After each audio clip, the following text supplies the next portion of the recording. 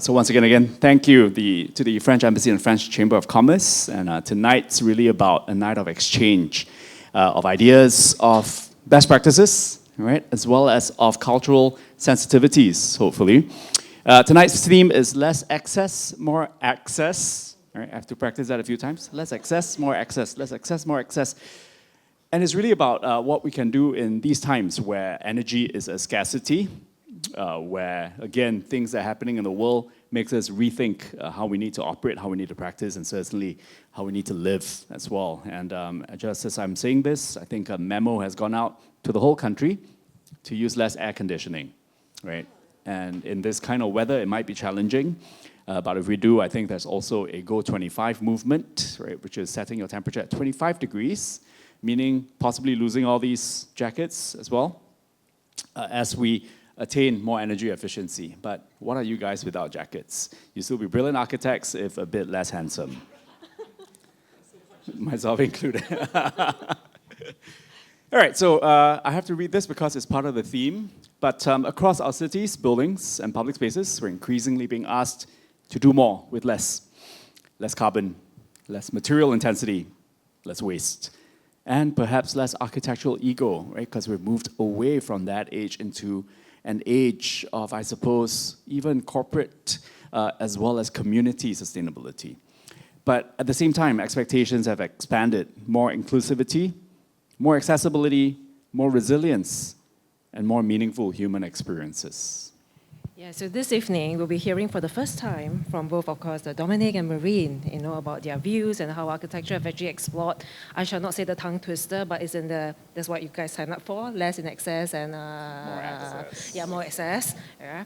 But I think that the key thing that we really want to really find out from today is we want to move into a more moderated conversation. So we're really looking at tonight's session as somewhere that we have more questions coming from the floor as well, and not just questions coming from, I think, us as moderators.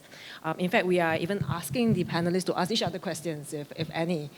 So I think we really want this to be really an open dialogue where we can see how, and unpack really how architecture, adaptive reuse, as well as placemaking are now reshaping our environments. And these terms are constantly changing in today's context. I think every day the news changes, every day the climate is pretty much changing.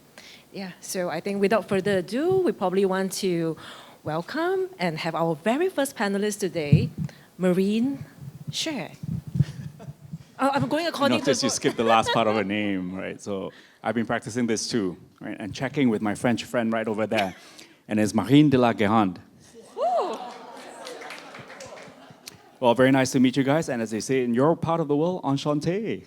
So maybe we'll start with Marine and a little bit of Oh, okay, sorry. Sorry, Marine, of course. You kept looking at me. I was like, oh, yes, that's true. That's Dominique. Yes. Huh? I can't bend my head.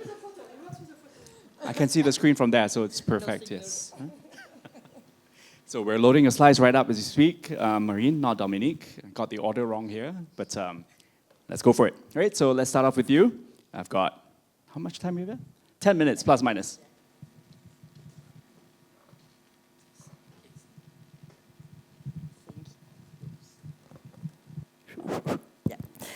Good evening to everybody. It's a really pleasure for me to be here and having this great time to discuss and exchange about our practices.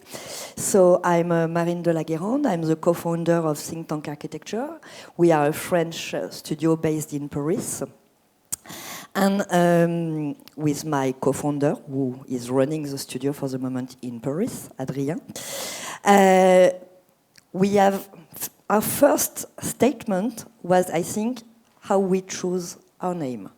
Think Tank. You know that, in fact, it's quite political. It's a group of experts, and we are used to say in France that architecture is of public interest.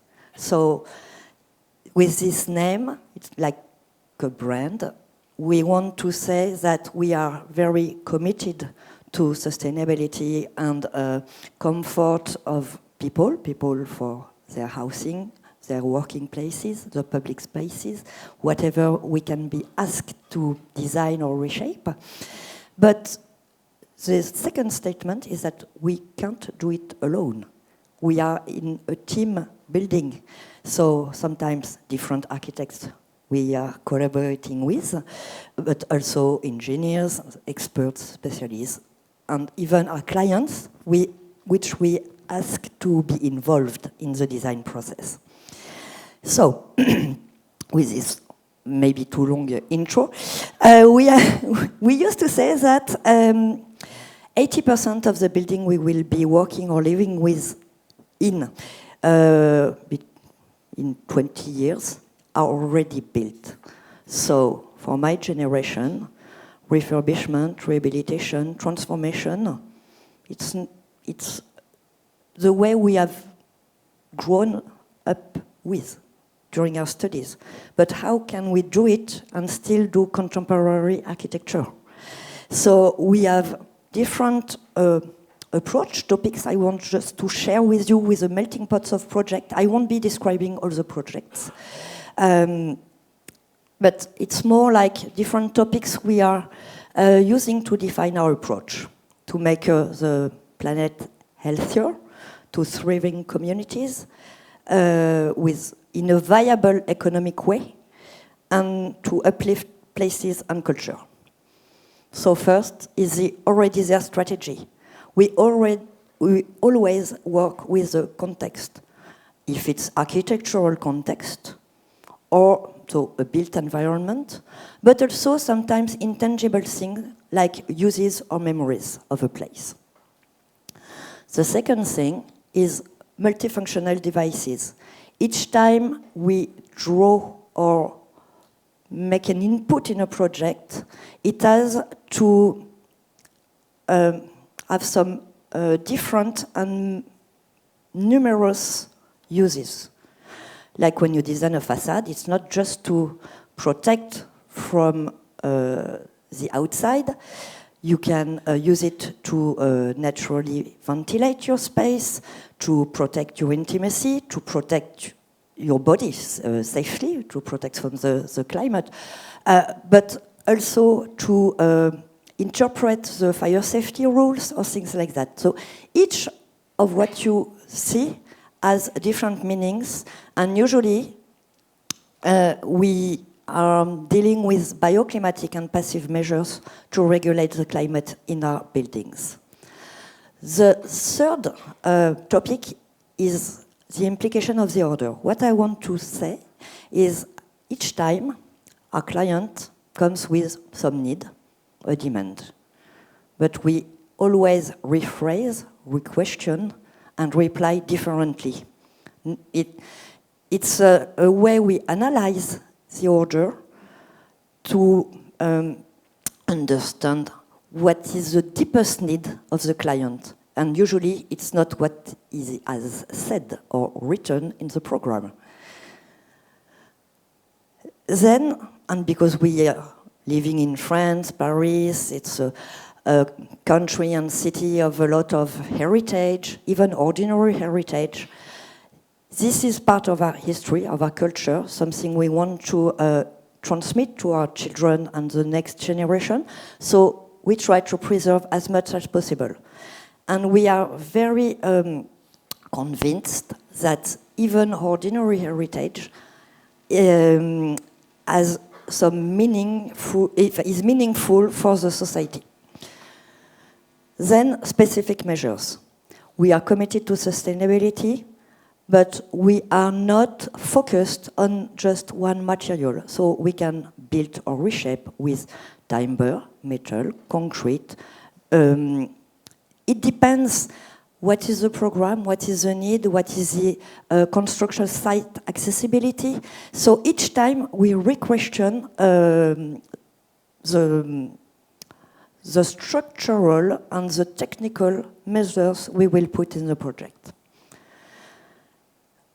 To create emptiness, we are convinced that the void is not useless. It's what is useful in our project. For example, when we have a non-heated atrium, it functions as a bioclimatic glass house and helps regulate and ventilate our building. This way, our clients spend less in energy consumptions. Architecture and ecosystem, you live in Singapore, so I won't develop a lot because you are a city in the nature. But here in France, we need to relearn how to have the nature in our city and be part of this nature, because we are part of this ecosystem. And the ecosystem is not just about living species, it's also some intangible things like some skills. I mean, the craftsman skills is something of the ecosystem we have to use. Then, because, okay, we are dealing with buildings, architecture, and space, but the main question is always comfort, use, and people, because we are dealing with their places where they live, where they work, where they are getting educated. So we always have to stay focused on this human side and human needs. We are here for the people, and it's something we really need not to forget. And I think I'm okay with the time. And let me introduce you my two partners. So Adrien, which is in Paris, and Polly Jean, and she's the chief happiness of our office. Oh, nice. Thank you so much, Maureen. It's a great sort of snapshot as to the depth of work that you're actually, doing in France, especially. Up next, we move on to Dominique. Dominique Jacob, please, the floor is yours for 10 minutes. Thank you. Hi, everybody. I'm very happy to be back in Singapore because I came last July and I met some of you. And I did appreciate a lot all of these different meetings. And I did appreciate a lot of the different projects I saw in Singapore and the care you are giving, especially in urban spaces. So when we had the proposition with the French embassy to come back, we said yes, and we are very long time friends with Marine, so it's great to come back together. And we are neighbors, plenty. We don't share the dog, but anyway. Still our neighbors. Yes, okay, yes. So our office, Jacob McFarlane, was founded just a bit before 2000. My partner is New Zealand, and so we have the habit of traveling between Paris and New Zealand. So somehow that's why we are so very happy somehow to stop by Singapore on the way. So it's kind of very interesting for us to be here and to meet you. We do work internationally, and our projects, they each have a very strong identity. We really try to care to understand the context, to understand what everybody is looking for. Because you not only build first for your client, who's coming to see you, but you also work for the people living in the city or around the building. You are working for the people who are using the building. And then you be very careful to live with the environment, and then I'm talking about the natural environment, and to be careful about this use of resource and how you can be the most smart with it. Because we want to use less resource, but we also want to do architecture. Because architecture is what is around you. You are living in a house, you are working in an office, you are going to school. The building environment is all around you. And somehow it's a bit of a doctor. You need to feel well in it. You need to have your soul, inventing, dreaming. And I think it's a source of happiness, joy, of happy to live. I think it's very important not to forget, especially in this very difficult moment we are living worldwide. I think the architects have a very important role for the well-being, simply, of people. So that's what we try to do our project with the material we have at hand. The one first project I will show you, which is somehow illustrating this, because we also believe a lot in memories, in stories of the sites. You cannot erase what happened on a site. And we think it's extremely important to keep these stories, because even if you, as a young student, doesn't know what was there 50 years ago, your uncle knew, your grandfather knew, or your mom who came to the city knew, or simply the baker next door knows. So I think keeping these traces, what we call them invisible links, is very important, because they are somehow the body of the building, and people don't see them, but they reinterpret it. Somehow they feel it. everybody individually, because we each have our own history. But I think somehow it's very important the architect is building on these stories. So really, we are not on a tabula rasa at all. We really try to work with what's there. So here you see this building. It was the first building in one of the first concrete buildings in Paris, 1907. It was transformed during the years, and it was known as an ugly building in Paris, and it was supposed to be demolished. So we did this competition to propose a new building. But what we said, this concrete structure was very solid. It was having 4 tons square meter, which is quite good. Why would you spend all of your energy, a resource, to destroy it, and then to redo something?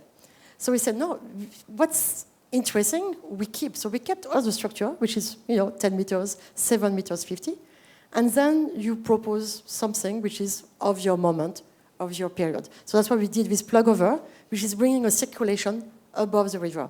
And that's very important, because sure, you see the architecture of the form, but behind. What we did, it's a building with no corridors. The only rooms are spaces, usable spaces, and the corridors are outside. You are protected of the rain, you are protected of the sun, but it's not air conditioning spaces. So I think it's also a way we need to think, how do we live in the world now? We are used to our comfort zone, air conditioning everywhere, heating for us everywhere. But I think we need to reduce that. Some spaces need to be very comfortable, so have the air conditioning, have the heating, but a lot of spaces don't need it, and we can live with it. And that's what we did in this building, so that the plug over is not a closed element, it's open. So it's a bit cold, it's a bit hot, but still you are protected from the direct radiance. So that's a way of answering, and I think I can talk a lot more, but I don't have the time. But anyway, it was to give you this principle. I think a lot of excess is, and I'm very happy you said, in air conditioning spaces. So we need to reduce. My God, wow. Wow, so I'm too long. Quickly, Cube Orange, simply what we try to do here as living spaces is to say that an office building, that's where you spend all your time. And so what we're doing is also providing on each floor outside space for the workers. So somehow to consider that an office building has to be also conceived a bit as a house, an apartment, because that's where you spend most of the time of your day. So we'll talk about it, and it's also about keeping the traces of what's there. This building is quite interesting because it's a refurbishment of a library in Avignon, in a poor neighborhood of Avignon, with a lot of social problems, lot of people. It's very difficult, not easy. And what we decided with the city was to keep the building, which is from the 1970s, in the concrete part of it. We just, the windows are the same, but what we did is give a new identity with the roof, which is providing shade, protecting from rain, energy, and inside this great staircase, and bringing a lot of intimacy. And the great success is that this is really used by the kids of the neighborhood, and anyway, they open now practically all the time, and I'm very happy how the way the community has been accepting it. This project is about verticality, because in France, for us, a building of 16 floors is a tower. It's not Singapore. But this idea is a city by the sea, and to stop the way of spreading housings and to preserve the spreading, we did this project of 100 apartments, but vertical, but like as a house. So you can develop relationships with your neighbors. It's an open-air corridors. You have open-air spaces in between. So it's to bring somehow what you could have in a 2 floors city zone, how you can bring it vertically, but how you can keep the links between people. Iceland, so this is building against the cold wind. So something, when we go to Iceland, we try to analyze how can you do, how people did it before. And we found out that buildings, housing apartments from the 1950s were always developed around a court, because you break the wind, and because you break the wind, you have the landscape, the gardens which can expand. And that's the total opposite as Egypt, where you are fighting against the hot, where you are looking for the fresh. So here in Egypt, we try to have a flux of air, working with sunken gardens which are keeping the humidity in the morning, because if you look at the image here on the bottom left, it's a desert, and each time in the desert you have a bit of water, plants are coming. So here the idea was how you can keep the water. And we looked at the souks, the market. In the markets, the air is circulating, you have the light, And it's like, finished, yes, thank you, 1 minute, okay. But somehow, Egypt, everybody's using air conditioning everywhere, everywhere. But if you go to their old market, 50 years ago, they didn't have the air conditioning. So this is where we need to really to look around what's around us and how we can reinterpret these devices which were simply living there. So I won't talk about this. And this is a Venice Biennale. If some of them had come, it was about living with what are the architects proposing to adapt to the climate change. And we invited 50 architects and to share their proposition, because the idea is also about sharing about experiences. Thank you.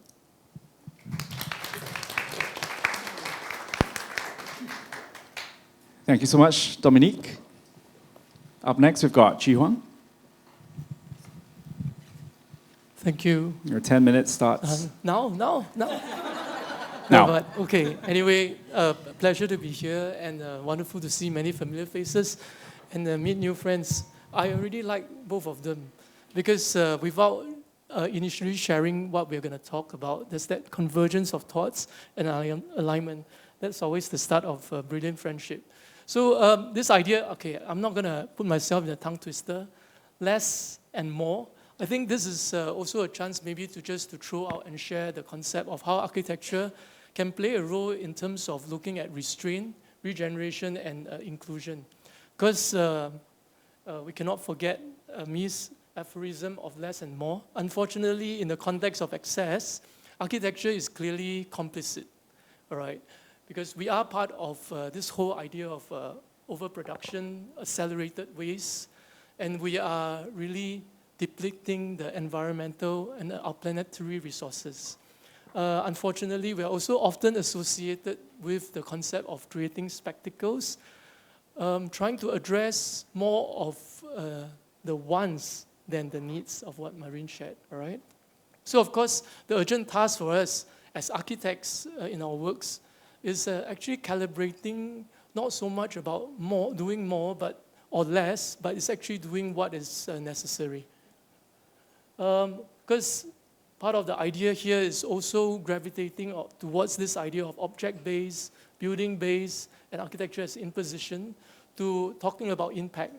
I think, again, there's a lot of convergence there, values, about the notion of building to belonging, and of course, how can architecture enables rather to be something imposing.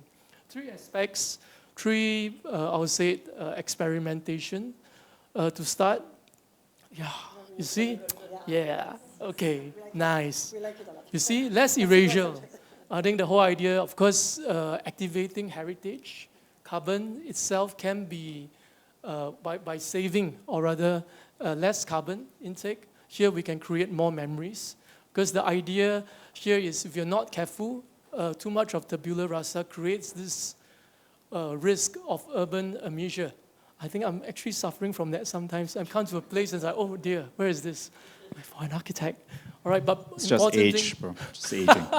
Thanks, bro. All right, it's really about the continuity of relevance. Of course, project here, I think for the Singaporean friends and friends operating in this space, we know the stories about Golden Mile. Really an icon of not just our version of modern heritage, post-independence kind of landmark. Really is the vision that it champions at the point of its time about future cities. But what is really exciting and milestone was when it almost turned 50, it also champions the shift in terms of attitude, that you don't necessarily need to demolish something to create more values. I think kudos to all the relevant stakeholders, agencies, the advocates, to push towards this movement away from taking things just down. Of course, with that, it includes a lot of conversation, discussion of what this idea of identity means to not just architects, but to the community in terms of character-defining elements. This is Weng Hin's Studio Lapis kind of terms, I have to use it correctly. But more important is also the carbon story that is generated. So with that idea of conserving more than 80% of the structure, that itself has already upgraded the performance of the building without you doing that much. Because notion of also being aware of not just the defining kind of outlook, expression, the mix of views, the program. I think the idea here is the sensitive insertion of the new that in fact refresh this whole notion of outlook, all right, injects a new quality to it, but more important, not just about form, it's also about activating new spaces, all right. Earlier, you see the top drawing. This is me and some of the colleagues at the rooftop of the old Golden Mile, never accessed before. But with the updates, it becomes an activated sky terrace space open to public to really engage the cities. And of course, what is also key here is the whole concept of activating new concept of urban spaces from city rooms to urban rooms. Again, the idea of bringing biodiversity, a quality that's probably a bit lacking in the earlier buildings, but also contributing with a new architectural center, right? Again, creating greater inclusion. So notion here, I think is really about championing not just the triumph of architectural aesthetic expression, it's really about the triumph of a new attitude towards how we can look at an alternative urban model here, right? Next, something fun, again, and this is us looking at also the risk of typical urbanization. Oh, 5 minutes, oh God. All right. Yeah. I was like, I just lost 30 seconds because of that kind less of drama access. shock. All right, less access of builds. And then here, architecture receipts, we talk about allowing nature now to take the primary role as a civic medium, all right? Of course, moving away from dominance to coexistence. This is an 11.7 hectare site in Sembawang. Idea here is about integrating a whole richness of various community usage, but allowing the connective tissue to be nature itself. Because with that, this is the plan, the concept of not just creating clusters and richness of programs, but immediately you create equity in terms of access to nature. Of course, that's through established networks of accessible routes for users of all abilities. But more important, this is also working with the current network of the blue and green. Then here, buildings itself, infrastructure beside housing programs and functions, work as part of the water-sensitive urban design. Did I say it right? The water-sensitive urban design, oh God, all right. Because equally, I think this is important. It's also about connecting the greater biodiversity in terms of how it allows nature to continue to flourish. And this is working closely with NParks, and very important, my landscape partner here, Rambo, or now HL. Yeah, HL, right, Henning Larsen. And through intervention, we in fact create nature positivity. So, because the idea here is going back to the idea of bringing community closer to nature, right? So here, when architecture resides, in fact, we allow more access and more nature and more life to flourish. Last but not least is about inclusion. Again, Marine, I love your statement. Can't say it better.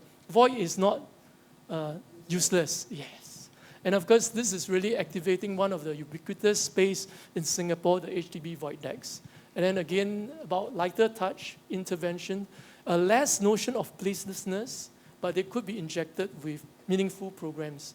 And here is about activating a whole segment of the community where we have less idea of generalizing the concept of community, but more celebrating various facets and richness. Stay-alone seniors coming down from their flats to not just cook for themselves, but prepare food for others. And this is where architecture can even inspire less concept of charity, but more concept or more notion of dignity. So with that meaningful contribution, and there's a whole host of various centers and conversion of this placelessness to centers of life, places to connect various segments of the community.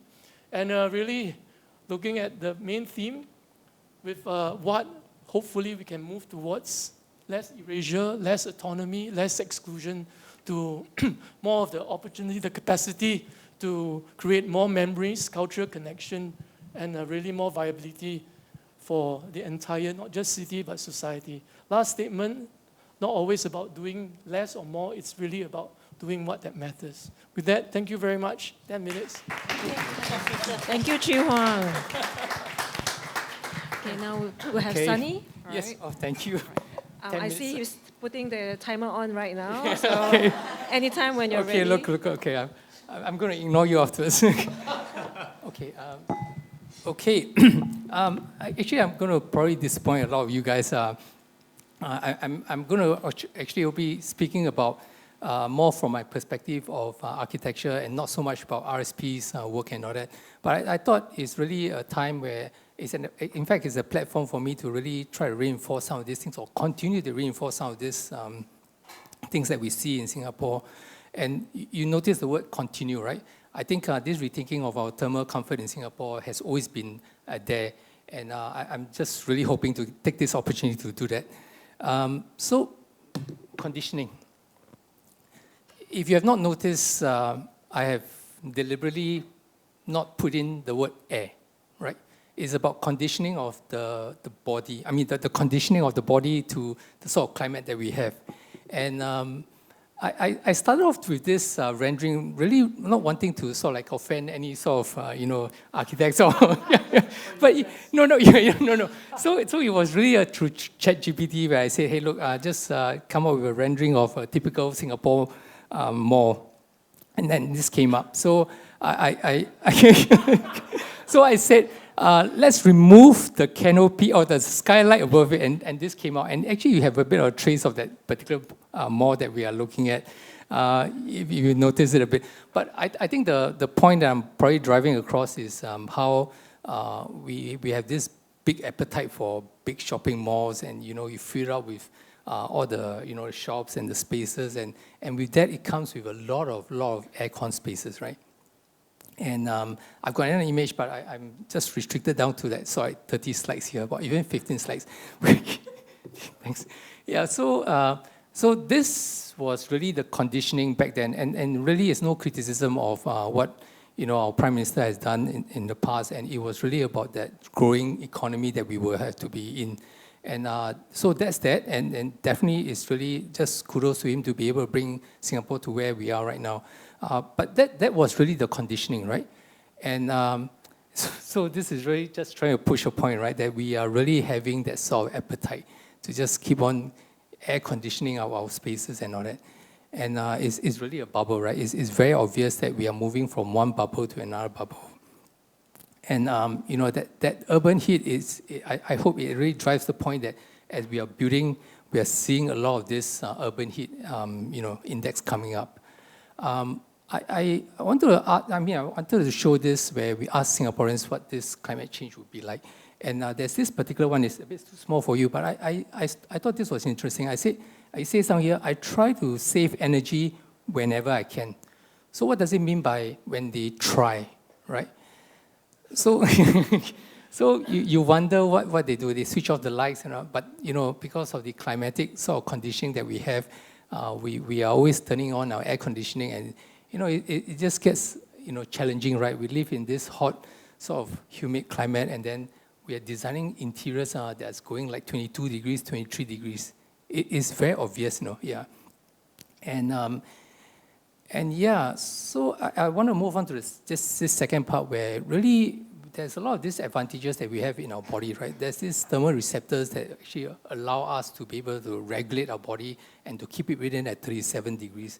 And there's this 14-day rule, right? Once you kind of condition your body to be, accepting that sort of heat, actually it can work, right? I mean, it's not 24 degrees anymore. It can be 25, 26, or 27. And that's the extra sort of where you have the wet bulb temperature, the relative humidity, and the actual temperature, and the other side I think is a vapor density.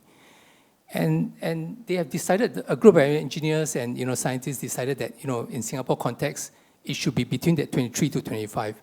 But why can't we think about it sliding towards the right, and maybe even increasing the relative humidity to even like 68%, 70%, right? And so you wonder, right? Why is it that 24 degrees when it can be 25? It could be even 26 degrees.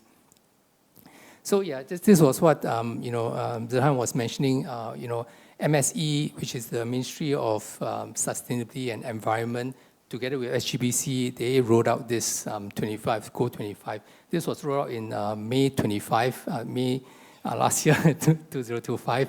Yeah, it was really just timing it, and for that. It was, in fact, a 2 years project where, you know, a lot of engineers and, you know, in our country was saying that once you go 25, there will be a lot of issues with the relative humidity that goes into, yes, thanks, in getting to the sort of right temperature where it gets cooled a little bit more properly without affecting the equipment. So I wanted to just wrap up by, you know, in fact, there's a few more, but I want to wrap up this with these 3 points, right? The 24 degrees myth, the sort of pleasure principle, right? And also the ability to empower yourself to be able to control the environment, that, or at least the built environment that you have. There's a lot of wisdom in vernacular architecture, and again, it's just really a reminder about how, you know, things, when it's designed properly, it really can work. And this is also obviously a shop house in Singapore. And, you know, back then, no aircon at all. And how has it worked for us? Of course, we know that the temperature has increased, but I'm sure it still works in a lot of ways. And so I think with that, I kind of also wrap up with this, where we look at this sort of conditioning of mindset. And one of the things that I've highlighted here is really the reclaiming of community spaces. And I'm not sure whether I've kind of like, oh yes, okay. So I actually wanted to say that from my perspective as an architect, as a young architect, when I was kind of growing through, and when you know, Singapore grew out the Green Mark 2005, I saw that sort of shift, and it was really amazing, right? That Star Vista came up with one very courageous move, right? You know, not having the atrium to be aircon. It's a very, very big move. And of course, I had the opportunity to do Westgate. It was sort of life-changing for me. At the time when we got in, we was just box sticking the Green Mark and all that. And, you know, after that, when it comes out, it was, you know, beautiful. Of course, you know, it gets the sort of rain and all that driving in. But I think with the sort of the building that goes around it, it has kind of lessened the sort of wind condition that gets into it, gets the rain into it. But yeah, it's really beautiful. And I want to just, you know, take this opportunity to look at Tampines Hub is really a favorite of mine. I mean, look at it, it actually solves the, you know, the rain condition better than Westgate, right? So yeah, so I thought, you know, through that sort of progression from 2012, 2013, and then SDE was just a punch, right? You know, with SJ, you know, the Siri and Multiply, where it was the real first net zero building, big thing for us in 2019. And that's like 6-7 years ago right now. And Singapore is really moving, you know, it's just great to see. And of course, SJ campus, right? You know, even bigger, right? In terms of that sort of scale. And I had a walk about 2 months ago, and I chanced upon this. To be frank, I don't have the time to even read some of these architectural magazines and all that. But Punggol Digital District, you know, just this sort of space that was elevated, and then there's this sort of sunken space, and it's such a lovely space to be having that sort of community gathering. And I think it's just really the maturing and evolving of our architecture, large typologies especially. And just one more stretch where I talk about how, you know, even as architects, we are very ingrained with how we determine that sort of space, right? And I'm just going to highlight those. It's either it's naturally ventilated, it's mechanically ventilated, or it's aircon space, and nothing in between, right? And I asked the question, why can't be offices doing that, right? Naturally ventilated, or it could be mechanically ventilated, or it could be aircon, or it could be, you know, in between that. And this is a credit to NUS Ideas Hub, where they had this research arm that's rolling out this, and is getting people to really understand that, you know, at certain temperatures, you can actually start to have windows actuated and open up, and you know, allow that sort of ventilation to come through, you know, reduce the aircon consumption and all. And these are the sort of 3 modes that we have here. And that's just, you know, an image that shows that. This is from NUS Ideas Hub. And I think I will wrap up with this, you know, embracing our climate, and then technology and vernacular coming together. There's this individual action that talks about the fan. It's really, I didn't time it, you know, with yesterday's sort of, you know, backlash with how, you know, one of our ministers mentioned about using fan and all that. But I thought what was actually a little bit more perturbed to me was suddenly everyone was on the line and saying, why don't the parliament be held in non-aircon spaces? And actually there's this sort of, you know, this fear, right, of not being able to take on that heat, right? This fear, right? So I thought we really have to just really rethink about the way that we look at the spaces that we're in. Sometimes it's just too cold and we don't realize it. Just 1 minute, and that's it. In fact, I will just leave this really for our discussion with those large typologies. How it has kind of evolved and capitalizing on the sort of passive design and biophilia.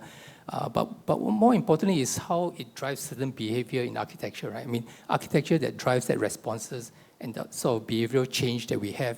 And then to this, I didn't use the word increase, but new climatic sort of temperatures. Okay, so with that, thank you, within 10 minutes. All right, thank you. All right, thanks, Sunny. I mean, I think you have brought us through a lot of information. And before we let Ivy take the stage, any questions so far before we lose track? Yeah, really. We'll press on. One more. Okay. All right. Okay, Ivy. Okay. Good evening, everyone. So let's. Can we put up the slides? So while the slides are coming up, Sunny is a father to 4 children. 4, right? Not 5, yeah, 4. Okay. Which explains a couple of things. One is he has no time to read architecture magazines, even though they're grown up. But also the fact that he's pretty concerned about rising temperatures for the future generations. Okay, the slides are up. Okay, good evening. So when I was told by Zihan about this, the theme for tonight, less access, more access. So I was just thinking to share 2 projects that I think kind of fall in line with my thinking of what we do less and what we achieve more through these 2 projects. The first one is called the Temasek Shop House. So it's actually an adaptive reuse conservation project as well as a rejuvenation, urban rejuvenation development. The other project is kind of the opposite. I call it a new built suburban rejuvenation, which you will know why later. So this is just opposite Dhoby Ghaut train station. Is actually a collection of 4 very individual old shop houses that are about 100 years old as of today. 4 distinctive architectural style built at slightly different times for different users by different architects. So they are very, very different in terms of architectural expression, detailing, finishes, internal layouts, even floor-to-floor levels. The clients called Temasek Shop House, so they are using this under the Temasek Trust for philanthropic purposes. So this is envisioned to be the downtown social impact hub. So the challenge was really about harmonizing the 4 shop houses together and combining the spaces into one and programming it into one holistic and harmonious space. So as you can see from the side, we not only have 4 shop houses, but we have a little bit of green pocket on the corner, as well as this open Stamford Canal at the rear. So when we look at the site, we thought there's a lot of opportunity to rejuvenate this entire Dhoby Ghaut precinct because the Stamford Canal has always been there. It's an important part of history, of Singapore's national history. There's a lot of heritage, a lot of memories. It's a treasure trove of collection of stories in this place. And we wanted to showcase how Stamford Canal is an important part of Singapore's history, That's how the name Dhoby Ghaut come about. That's where the Dhobbies were washing clothes and linen in the canal in the old days.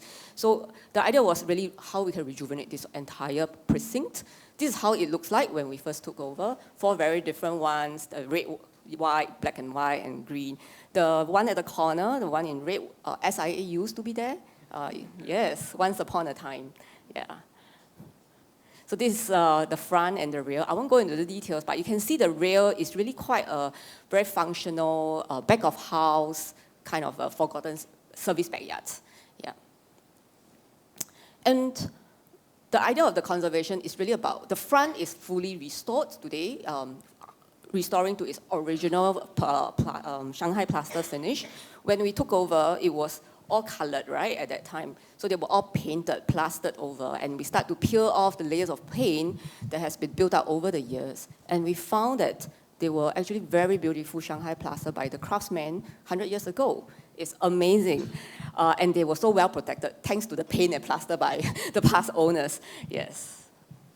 And today it's fully restored with all the grays shades of gray that you see. There are different granulars of the plaster.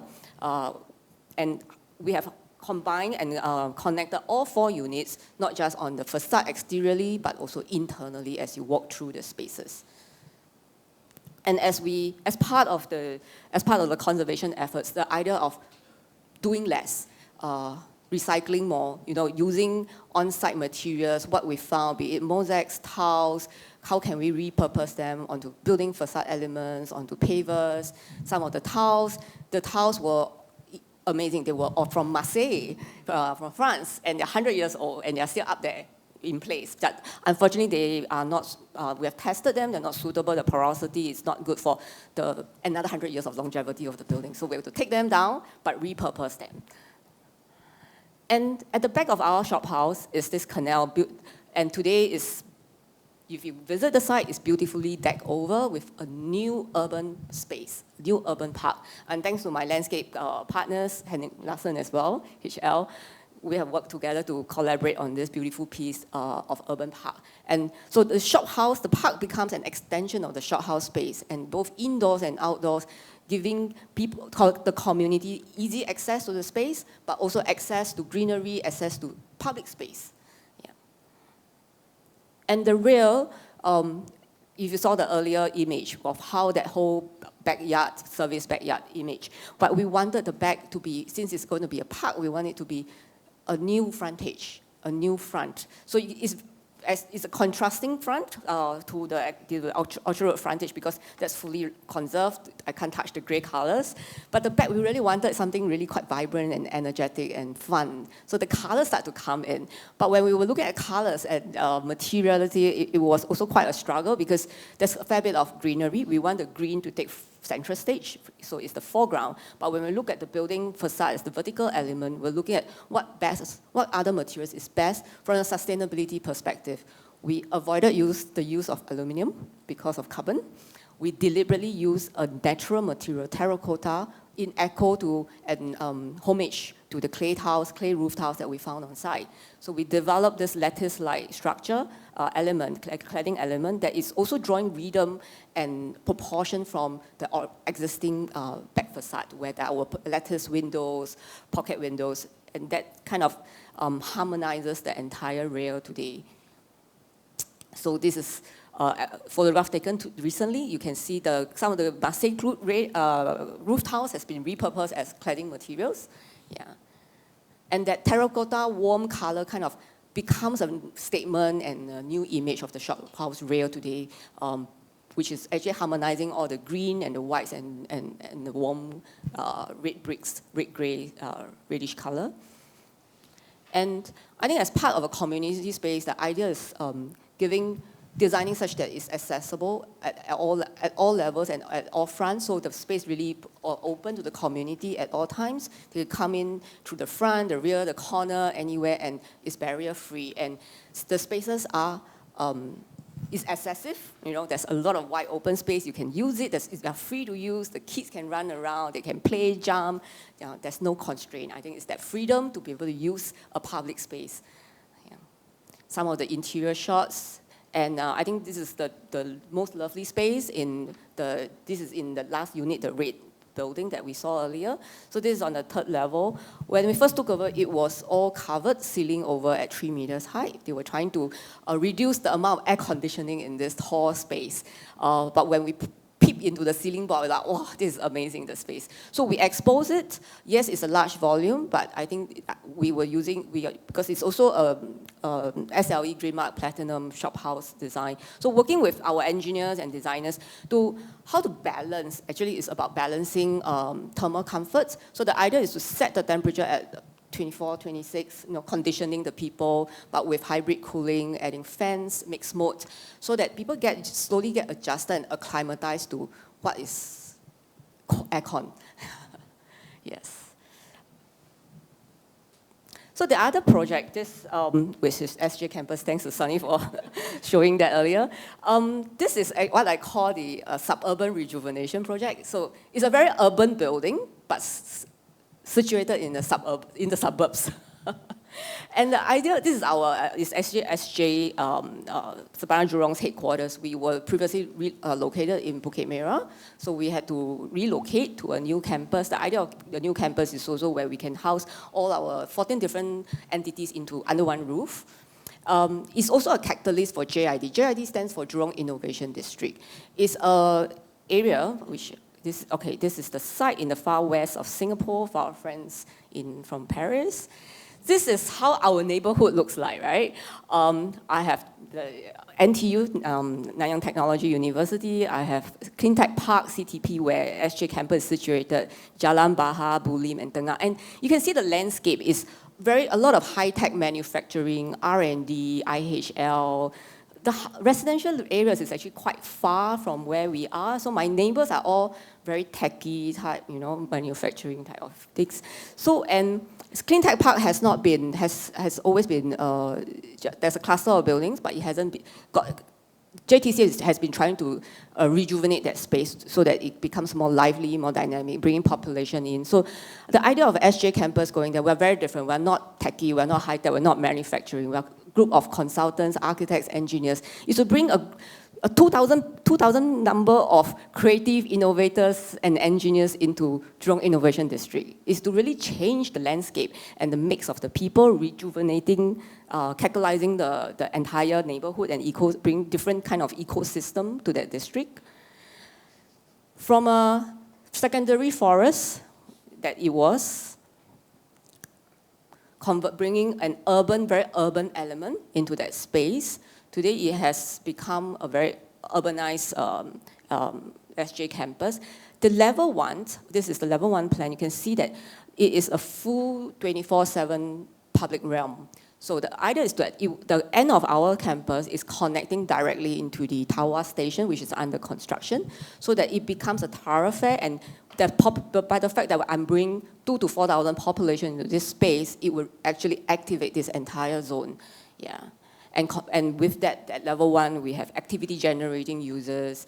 Of course, this rejuvenation doesn't happen overnight. It will take time. And I only have 1 minute left.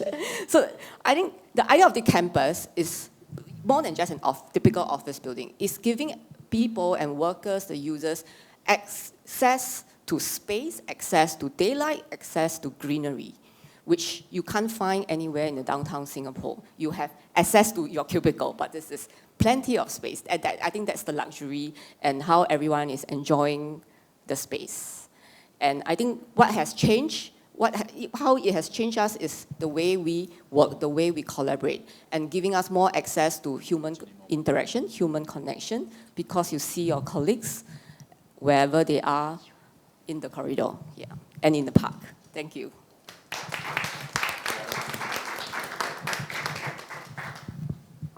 All right, thank you so much, Ivy. Very quick for 2 pretty significant projects. Temasek, by the way, is the largest sovereign wealth fund here in Singapore.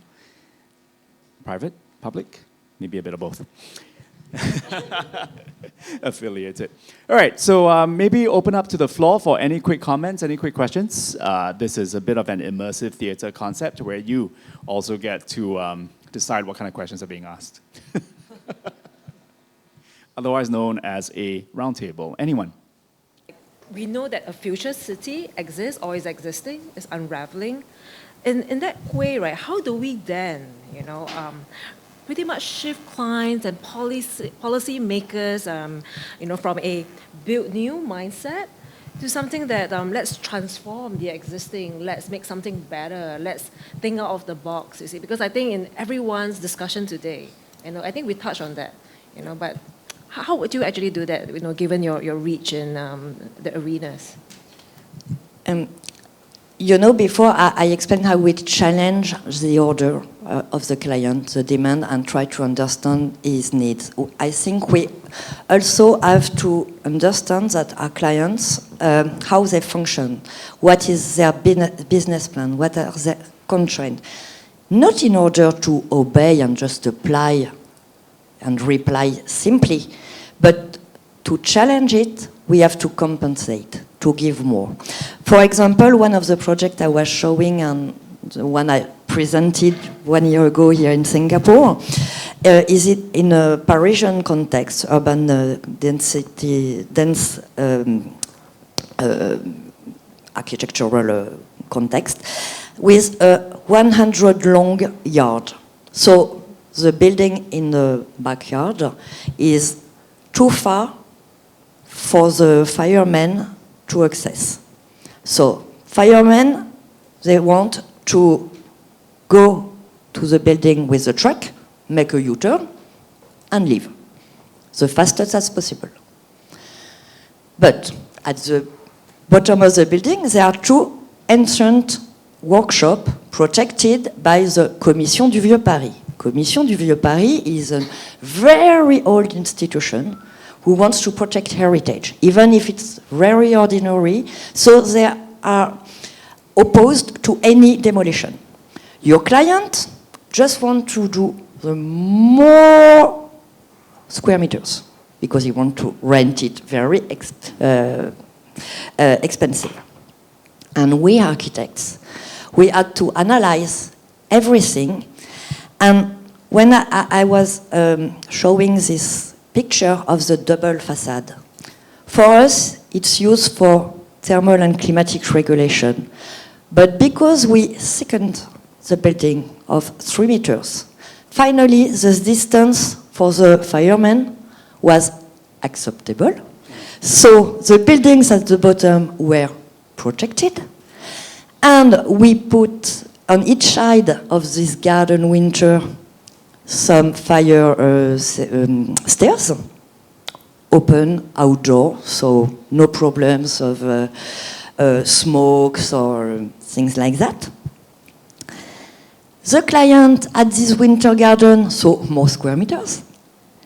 And because we built more square meters at the backyard, we could de-densify on the front yard. And finally, it was a win-win for everybody. So I think it's what we do as architects. We are the only actor in this way of transforming and reshaping things, able to manage all the complexity of the all the transdisciplinary complexity. So I think this shift is when we are able to address to everybody.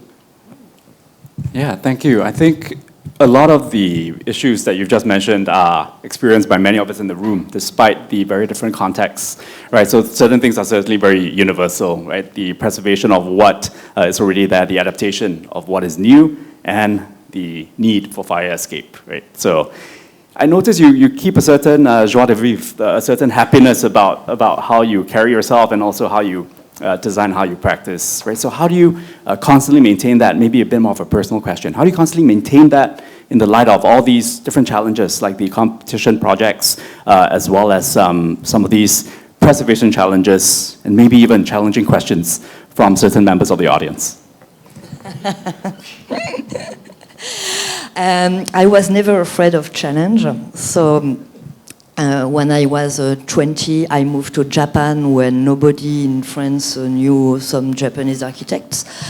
And I didn't speak Japanese. So, but I went to work in a Japanese architecture office. Which one was it? Shigeru Studio. Yeah. My partner, who is also my husband, and I, we decided to establish our practice. We had one baby, and 2 or 3 months after, I discovered that I was pregnant a second time. When our second baby was born, I got pregnant a third time. So I was raising the kids and developing the practice when I decided to get elected at the Architecture Institute. So I think my joie de vivre, I don't know if it's joie de vivre or unconsciousness, maybe both. But I always need to keep busy. And that's what I always tell to my students. We do an important and difficult job, but also it can be of a great joy, because we are few people in our life to be able to see the realization of what we have thought. And it's very gratifying. I mean, when I can share with all our teams or engineers or even my kids, when I bring them on, they are not so little anymore, but when I bring them to the construction site and I say, look what we have made, it's very tangible. And I think this thing brings me real joy, because even if all our projects they don't finish in the Guardian or in some reviews, some yes, but you change people's life, and I think when you change people's life and when you do it, you do better. Finally, it's quite easy to be happy. Well, thanks, Marie. I mean, actually, now that you talk about life changing and systems practice and all that, I just thought about a question for Chi Huang. I mean, I think from like systems and practice leadership, right? I mean, like DP and the kind of works and the kind of impact that you guys make. Where do you still see access embedded? I mean, I think your discussion and what you really want to do is, it's not about doing less, right? But doing what really matters. So in that sense, how do you see that access embedded in our industry process, and how would you want to champion that out? Wow. Do you have the whole night? I'm okay, joking. So maybe from the practice and larger system dimension, going back to the point of this earlier I shared, I think what is important is really about recalibrating what is necessary.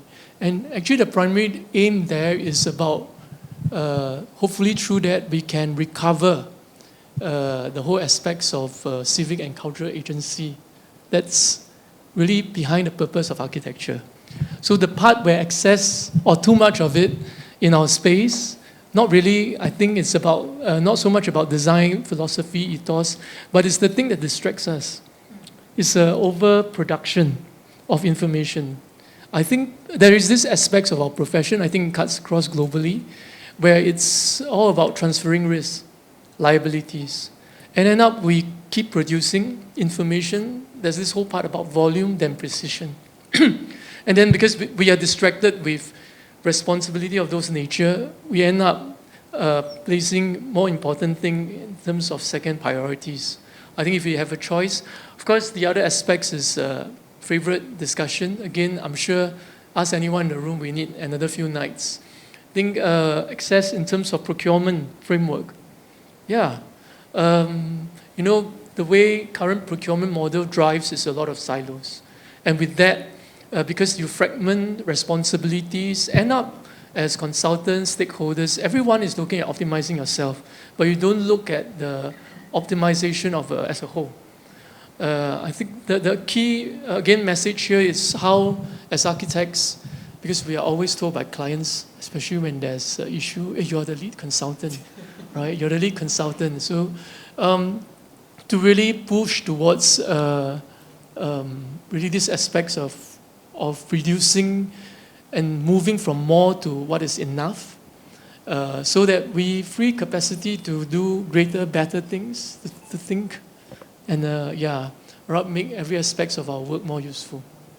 That's some sharing, yeah.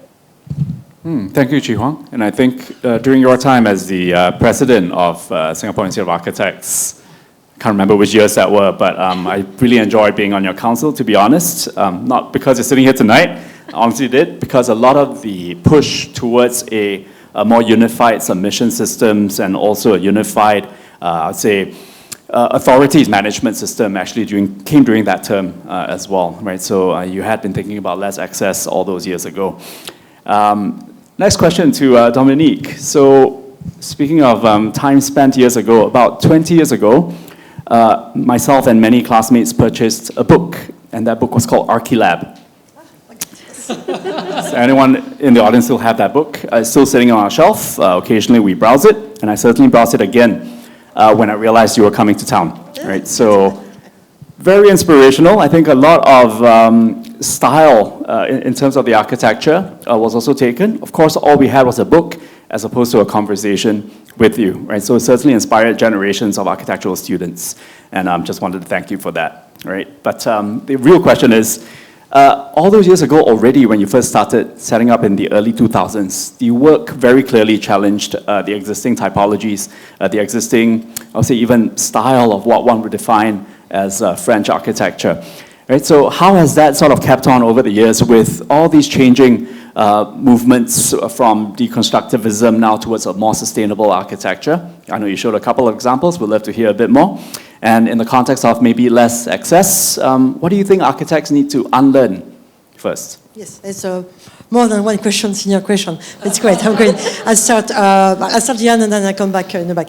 I think the way I wouldn't say unlearn, I would say keep on learning. You know, because what you learned, time is changing, time is evolving, and I think what's great in architecture, I feel I'm always at school. Because you keep on learning. And that's a great, I think, part of the architecture, is that you keep on learning with your clients, with the engineers you work with the artists you meet. And I think for me, it's a great, you ask me what's great, you know what makes me happy, if you could say, is the fact that you keep on learning. And I think this environmental conscience sure came too late in the architect's mind, you know? But if you still go back to the 20th century, if you think of it, all these architects, and some of them, that's a link with Archilab. It's Archilab, in fact, was a festival of architecture hosted in a center of architecture in Orléans. So we did the building for this by two people, Marie-Ange Breyer and Frédéric Miguel. And what they did is that they've been establishing a huge collection of architecture after the Second World War. And they were really looking for utopia.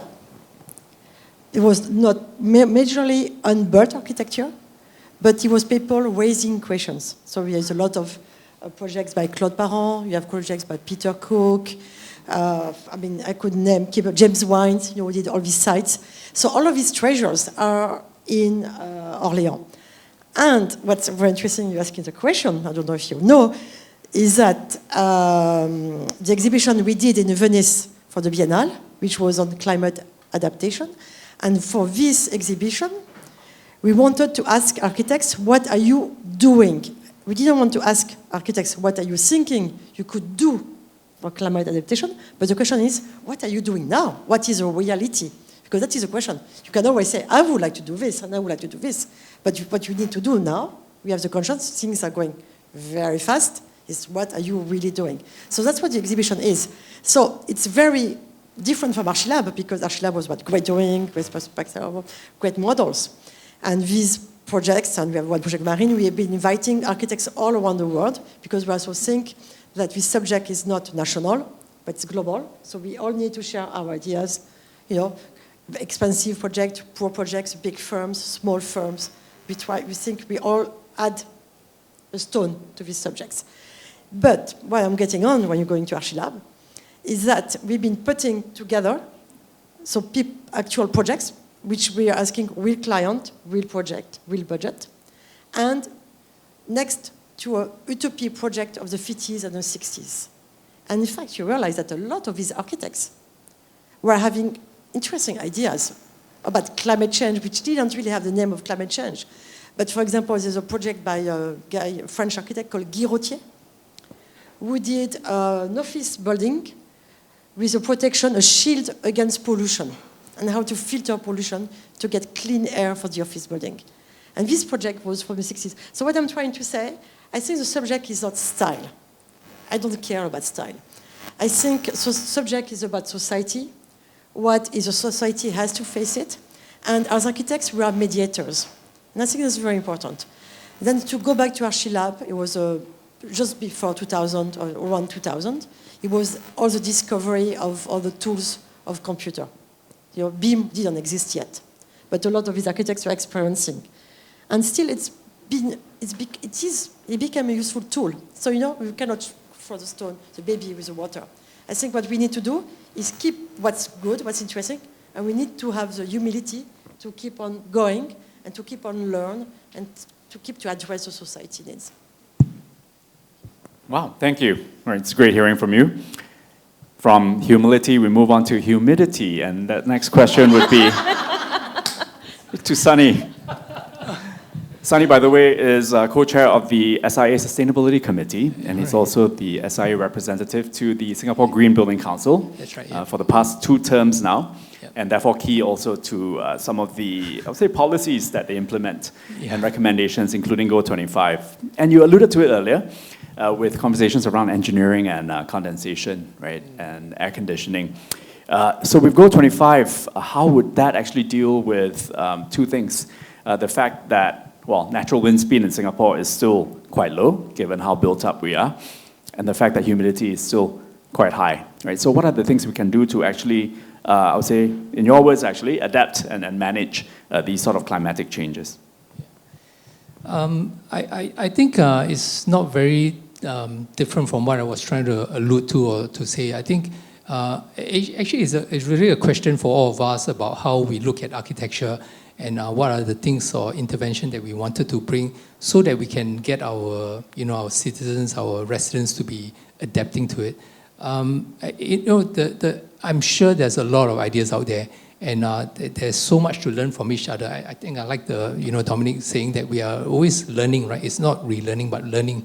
And this thing about interventions that we have is available in every sort of building that you see in Singapore, right? I mean, just now when I was showing Woha's Punggol Digital District, is lifting out of that ground plane and providing the sort of void that comes with it. Actually, I'm not deferring the question to the thing to Chi Wang, but I love our Tampines Hub. It's just a fantastic sort of place where people come together. I mean, actually, when we build architecture, it's really about the interaction of people, right? I mean, for whatever it is, it's really about people.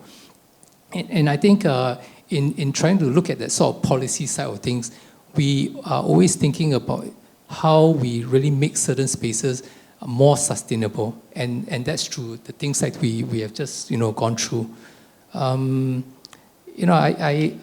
would say that there will be all these technologies out there, there will be all these passive designs and all that.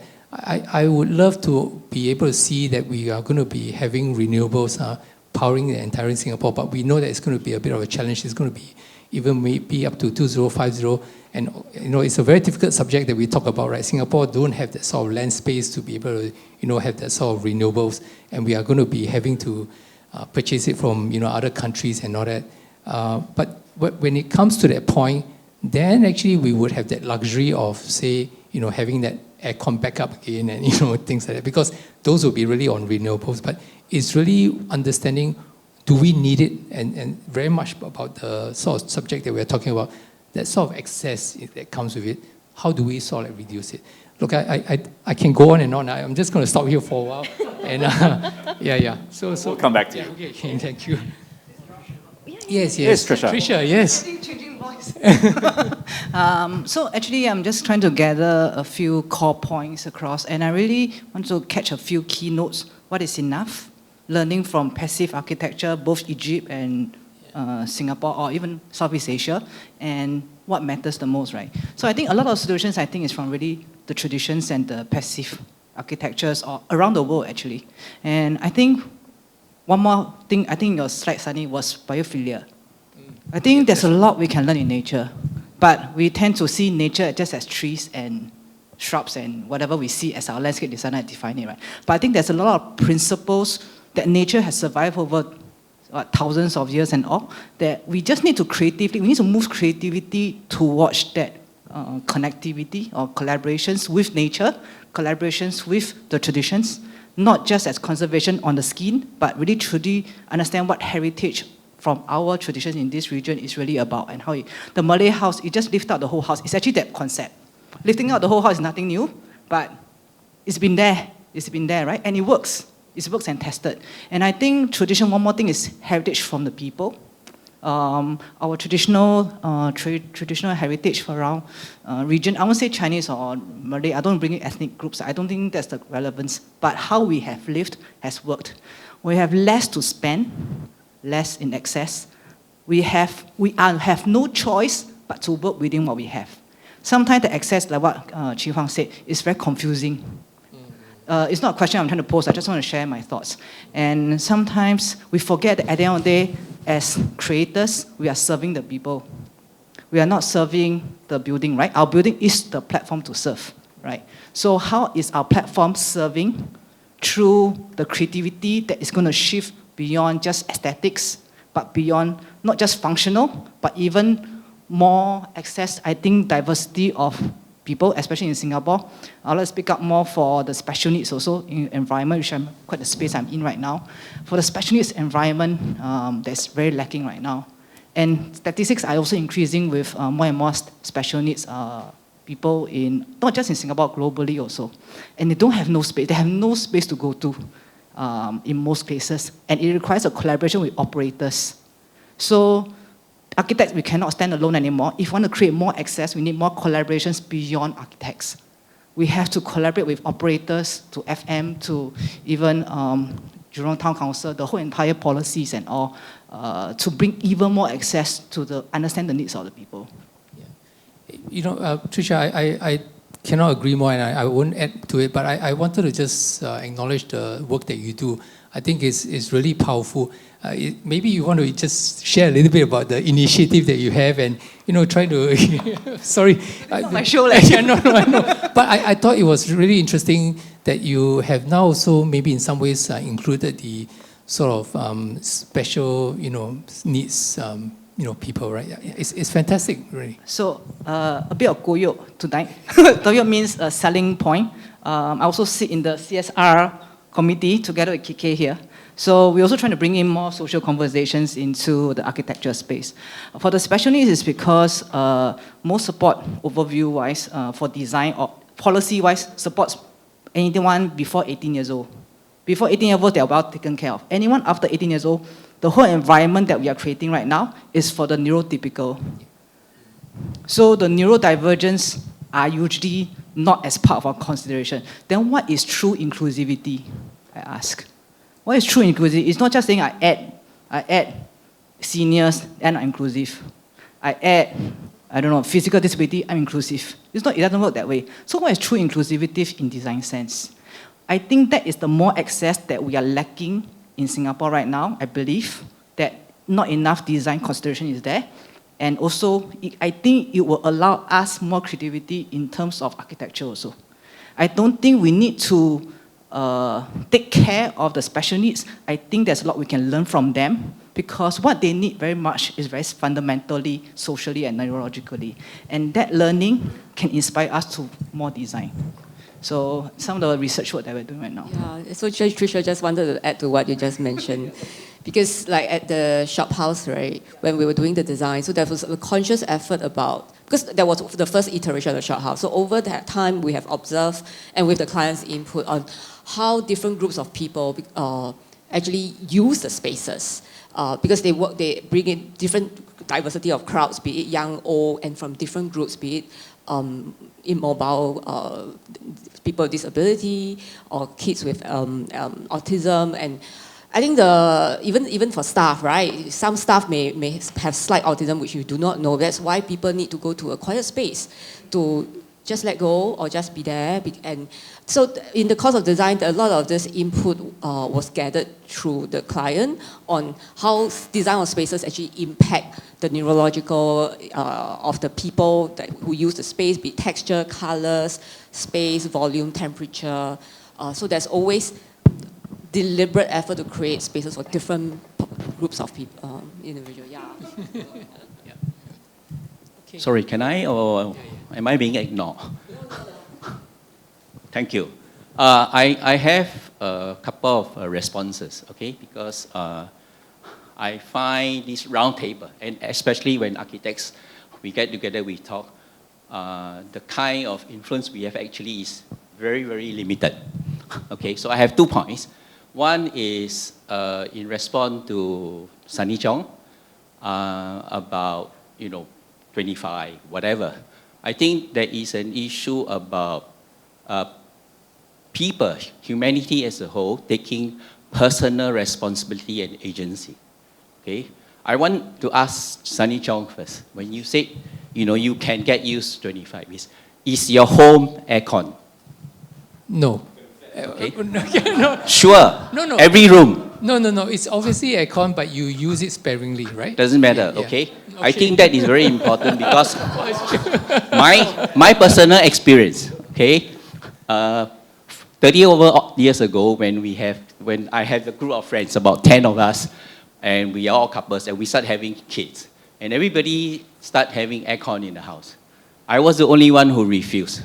Why? Because I don't want my kids to get used to aircons. When they get out, it's so uncomfortable, they will be uncomfortable, they will cry, whatever. Okay? To this day, my house has no aircon. Well Okay? done. I have lived in the same house for 40 years. I've gone through 4 generations of fans. Each room has a fan. So I think you can acclimatize, okay? And people need to take personal responsibility to say, yes, we can. Okay, when the government came out with this 25-degree, you go read whatever comments is on the internet, and it's like, nobody is going to be able to live with 25 degrees, okay? And people basically look to architects, policymakers, to make things comfortable. I'm saying, but you're born in the tropics. Live with it, okay? Architecture and all that can be designed, environments can be designed to be more comfortable, but you cannot escape the fact that you are in the tropics. The humidity is going to be 85, done, right?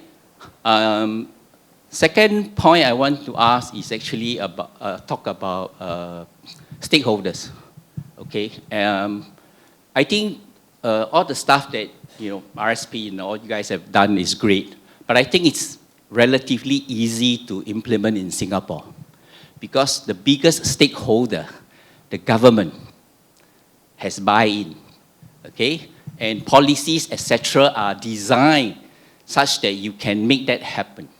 The second biggest stakeholder actually are clients. Okay, I think I like what she said, clients just want to maximize profit.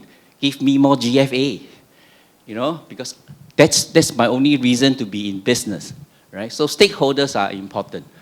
And I think architects, we are pretty small, we have pretty small influence as a stakeholder, okay? I think a lot of the things that you guys done, they are great. I think they're great. But try doing that in Cambodia.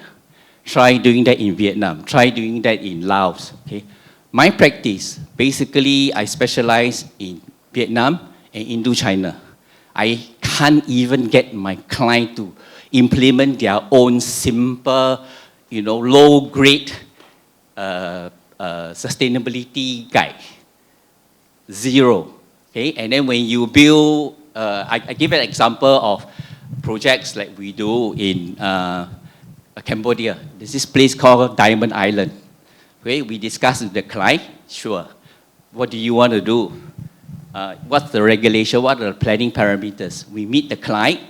The client got the government authority to come in, and they said, you can do anything you want. Okay, so we started off the design with 30 stories. Okay. The client want buildings that are 80 stories. I was like, thank you very much, we're not doing this job.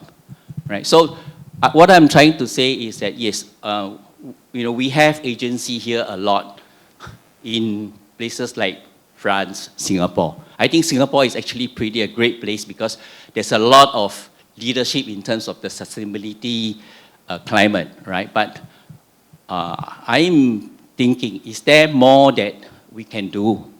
Okay, my personal view, one of the things that I have observed in the last 40 days, Donald Trump, okay, we have been trying very hard to get a world sustainability movement to go. We have all these things, but nobody buys in. But suddenly, the last 40 days, with the shortage of oil and everything else, everybody thinks maybe we can go nuclear. Maybe we can do this, maybe we can do that. But why are we waiting for something like that to happen? Because the oil prices have shot up. I think everybody is having a responsibility, You hear it? Yes. So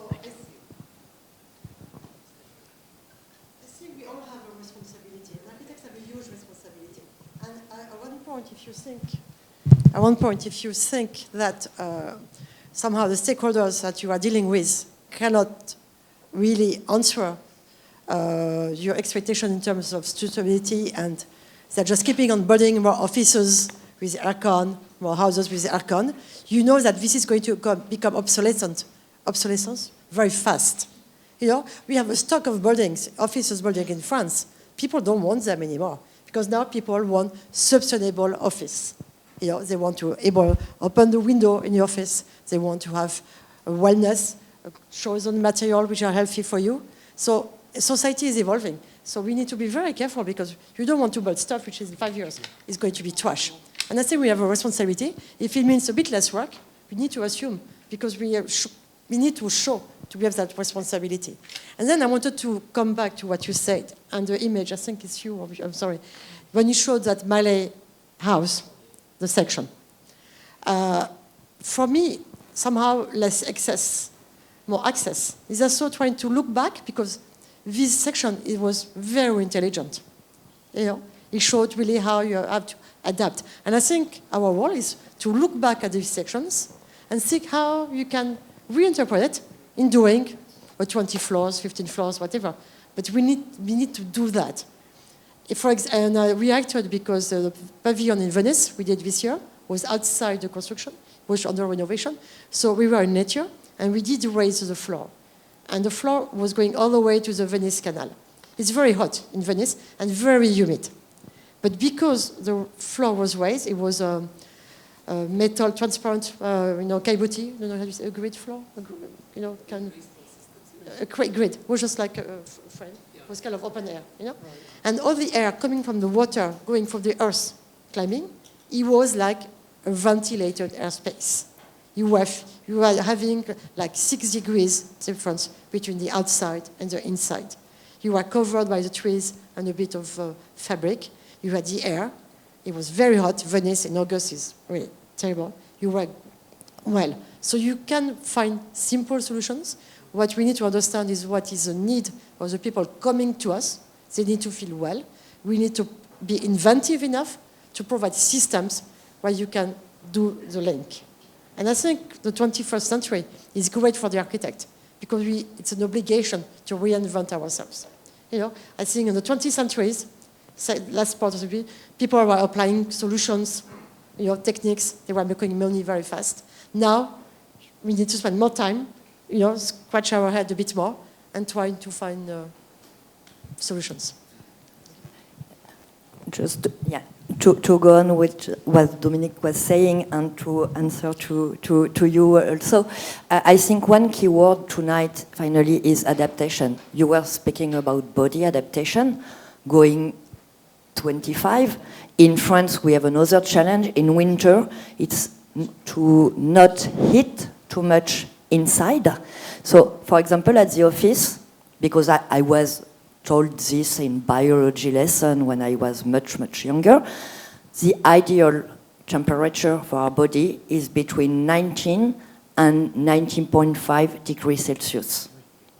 So, in winter, I never keep the temperature even at the office, even if we are stuck in front of computers and we don't move so much, but we stick to this temperature. If I am a little bit cold, I remember what I learned when I was living in Japan. If you fit, because you know Japanese traditional house, they are very, very thin walls. So when people used to get cold, they took a hot drink. Or maybe a hot bath. Okay, hot bath at the office, it's not very easy, or you will have some other problems with your employee. But sometimes we just to adapt our mindset. You were speaking about no aircon in your house, and if we have a fan, the temperature doesn't really go below, but your perception is. And because the air is moving, you feel less hot. So we really have to adapt our mindset. You were also speaking about challenge working in other countries. We have to adapt also as architects. We worked in Republic Democratic of Congo, Kinshasa, which is a huge, messy city. The government, they don't know if there are 15 or 18 millions of people. Okay, 3 million people, it's just a detail. And we were asked by a private client to conceive the new central market. The central market in Africa, the market is really the core of the social and economic life. We are French, we didn't know the city. It was during the lockdown, so we couldn't travel there. We had to find a way to answer our client. So we did some research, and there was a previous market on the site, so we studied it. We also had a lot of discussions with local authorities, with our client, to understand what was needed in the city. So a retail market, but also a wholesale market, a logistics center, some shops, but not a mall. Some really simple shops. And to ensure the security, because their goal was to host 20,000 official vendors, but because we are speaking of Africa, the 20,000 became more than 60,000. So how you have to ensure the security? I asked to the fireman, the chief fireman of Kinshasa, what are your means? How you can fight the fire? What are your means? What do you have? How many trucks? How many men? What is the regulation? He showed me the regulation. Fire safety regulation, 2 pages like that. In France, we have 3 different books, like that, depending of where you are, how many people, things like. You were speaking about inclusivity. In Congo, a lot of people, because of sanitary situation or because of conflicts, there are a lot of disabled people. And there are a lot of old people who can't move easily. So we say, okay, we need to address them also. This market, if we can't host disabled old people or poor people, it won't be a market anymore.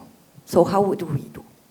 So we had to bring some examples and some norms and regulation from our country to there, not to impose, but we have shown what can work. And this example, it's quite interesting because now it starts to make the local regulation evolving, for example. So in fact, adaptation, I think, is our keyword, as architect and as human. Thanks, Maureen, and thanks, Dominic, for really sharing. And I think as an architect, everyone's architect or generally architects in this room I think we have the power to dial up and dial down what's access and what's access, really depending on what matters at the point in time. Like from a 2-pager FSS fire code to a 3-volume one, how do you then extract the relevant pages, right, of your 3-volume to suit your context? I think that's the whole point of it, adaptability, in some way. So in that case, right, I'm sure many of you as well will have had clients coming to you, right, that what would have been different, clients asking for 10 years ago and today? And I think half the time, clients are actually expecting you to project what's going to happen tomorrow. I'm not talking about 10 years later on, but tomorrow. So, you don't think so? You don't? Okay, raise your hand. Who thinks so? Yeah, exactly. So they want to know what happens tomorrow. So should I buy oil and store in my bag? Yeah, no. Just Yeah, but there's a simple way of answering. If your cost of energy is becoming more expensive and more expensive, and your buildings are costing more expensive and expensive to, just to get them running. Yes. They'd be very happy to have a passive system, because that's what's happening to us in France.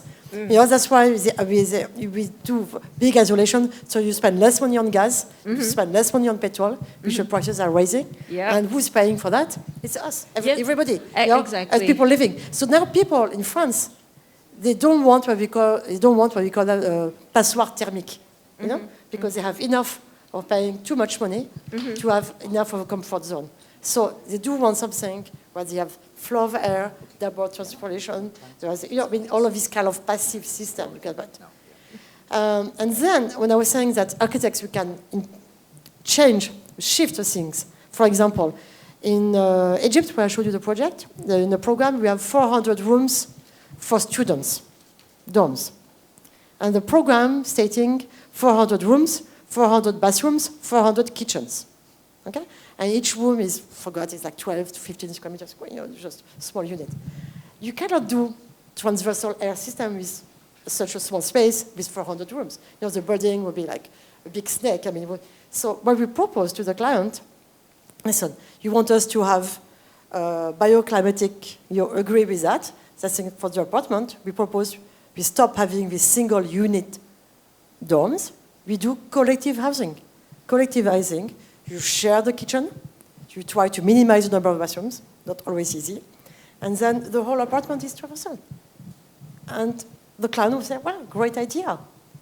And then he said, well, it's great, because sometimes all these students coming to these dorms, they're coming here because their families is just not next door. So by having them in a collective apartment, it's good, because the one who's lonely, in fact, he's going to have friends collectively.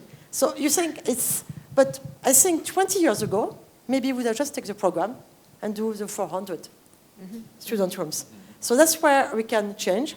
So we need to be agile enough to see what needs to be adapted. And we need also the client to understand that it is for his own good. Because he needs to make money for the next 20 years, not just for the next 5 years.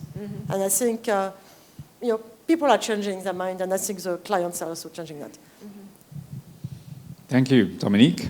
Now we're closing up to the 9 o'clock hour, and bearing in mind tomorrow is a school day, and we've got about 4 bottles of Burgundy to go through and 3 more whites. I don't know what white that is, but it looks good. Right, so we're going to get to that, but we'll get an audience question before we close off with a lightning round. Right, Razvan, you've got a question? Hopefully a happy one. Oh, you know me, I'm always happy. So my name is Razvan. I do have air conditioning at home, but like the people in Sonny's slide, I try my best when I can. It's good to be at Architects Anonymous tonight and do a bit of group therapy with all of you. The question I had, and it's interesting, your first statement and slide, because I gave a presentation a few weeks ago, and I did have a slide that says 80% of the buildings that will be around in 2050 have already been built, so it's our generation's role to design with them, so I feel heard and validated. At the same time, I did get to live my dream over the past couple of years, rejuvenating buildings that are ordinary, because it's really easy to love heritage buildings. I mean, who doesn't want to restore a wonderful building like Temasek Shop House? But 90% of the buildings in our cities are ordinary, unloved and unlovable buildings where most of us live our lives. So getting to work on that project, I realized that school has taught me a lot of wonderful things around composition and designing for people, and even some good quality environmental ideas, but I knew nothing about carbon. And I think maybe as a closing question is, do you think there are tools that we are yet to discover, to make ours, to hack, to learn, you know, as another springboard into creativity? Tools that are maybe more objective, tools that we can borrow from engineers, but really humanize them. So that's the question for you.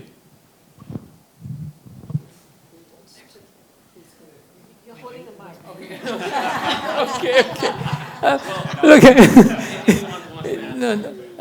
No, I can attempt it. I think in our firm, it's quite obvious, right, with the advance of BIM and the technology that we can sort of like use, we are starting to look at it's actually about benchmarking. It's a lot about collecting data right now. And I did remember, again, I'm sorry, actually, I'm always referring to you, but he did a great presentation about how, with all his sort of buildings, he was able to sort of determine the sort of carbon footprint. Carbon footprint as being one of the factors within that sort of petal that you have.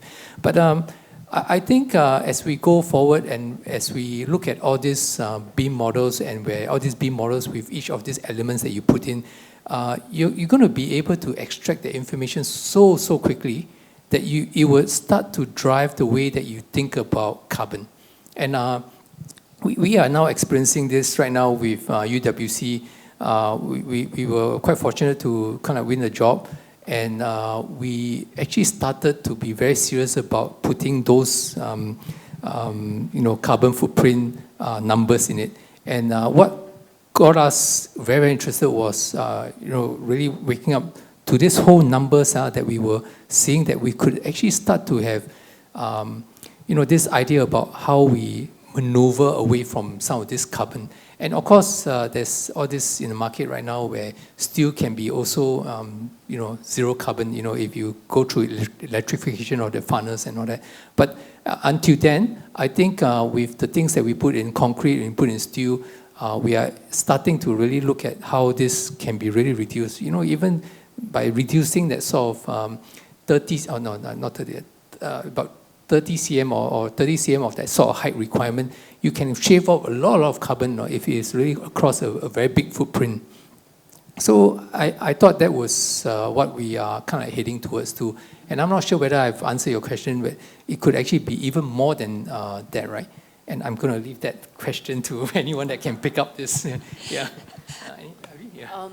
I think just to add on to what Sunny says, today, because we are all we have digitized our design, right? So there's so much more plugins and tools out in the market that you can actually integrate into your software to help. I mean, we have, over the past 10 years, there's already a lot of development where in the past, architects depend on your sustainability consultant to run wind analysis, simulation, wind-driven, but today, we can just do it at our desktops quite easily.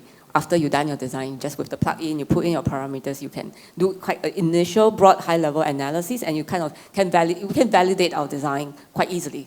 That was the question, right? Yes. Validated design generated through a process that may be out of step with the times. Can the tool become the driver? That No. No. Of course, no.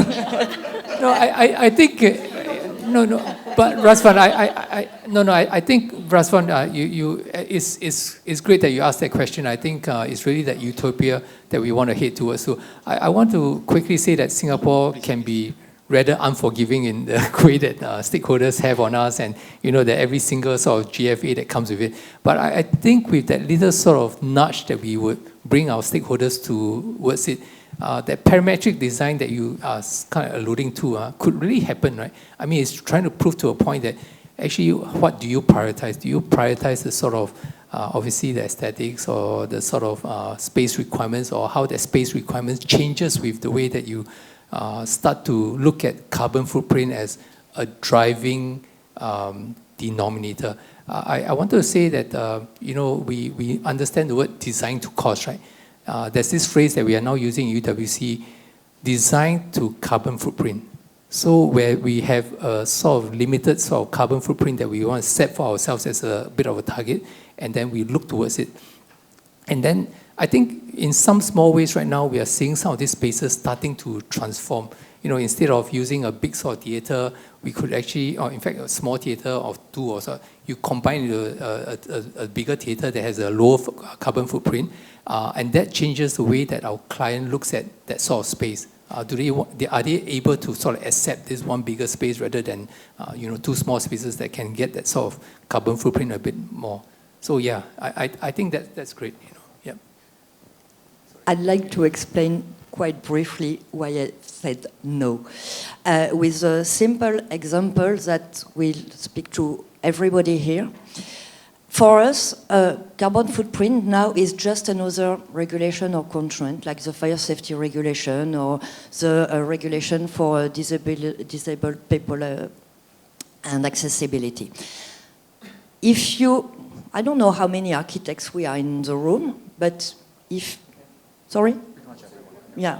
So, if we are given the program, the urban regulation, we listen to the client, we check, I don't know, 1 month, 1 week, we will all come with a different design. We can see that in competition. If there are 3 or 30 or 300 teams, replies are always different. So carbon footprint, it's another driver, another constraint, but it doesn't drive our concept. We are.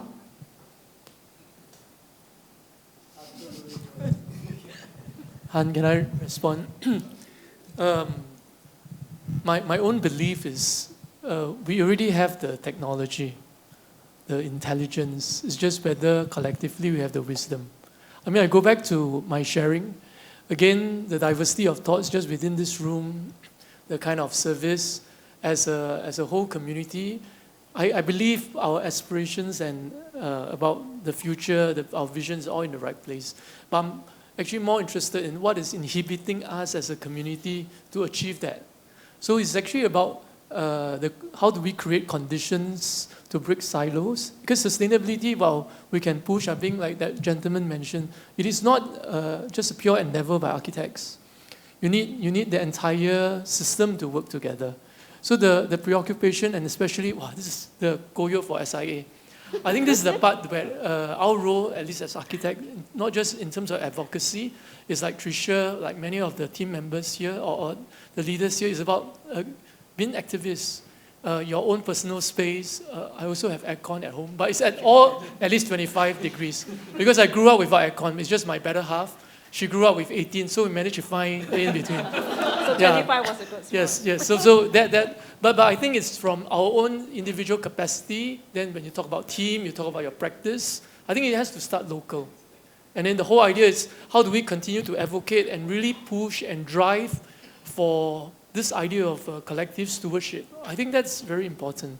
And we have to learn from others. I think this idea of continuous learning, humility is very important. I think maybe it's those overemphasis of the capital letter A. Sorry, say humility or humidity? Humility and how to tackle humidity. All right, my dear friend. So it's really about that. I think, this is where we have to really step up as really bring true leadership and really drive the cause in the positive direction. Thank you. So are we ready to go already? Ready for the wine? Oh man, I was going to close off with a quick lightning round because we've got 2 minutes left, right? And these questions are, well, I would say prepared. Anyways, we'll be asking one question each, and each one of you would have about 30 seconds to answer, right? So that's a quick lightning round, although lightning is much quicker than 30 seconds.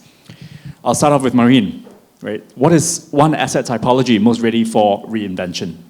I don't think it's a question of asset in terms of typology, but of people.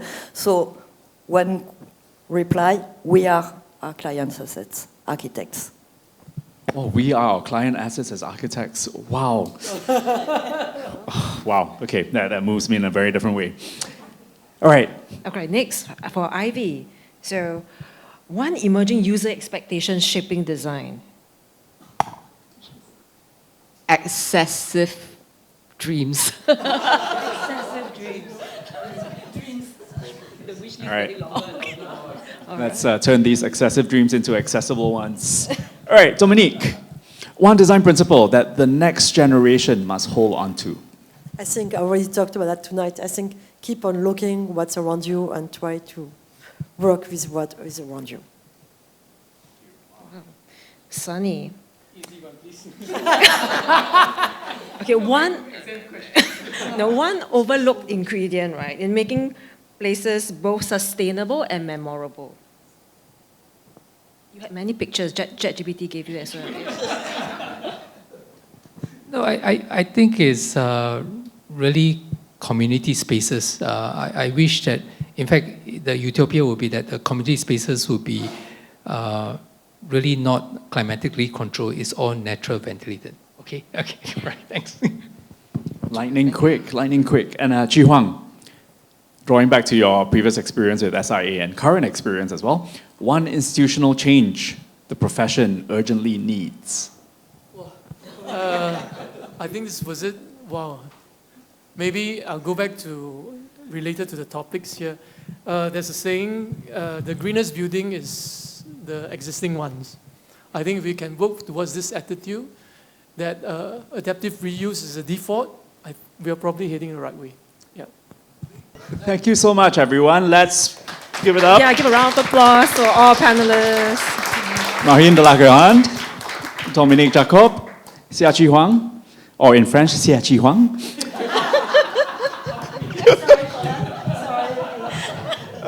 Sunny Chon in French, Sunny Chon. Ivy Co, of course, and co-moderator Wei Hui.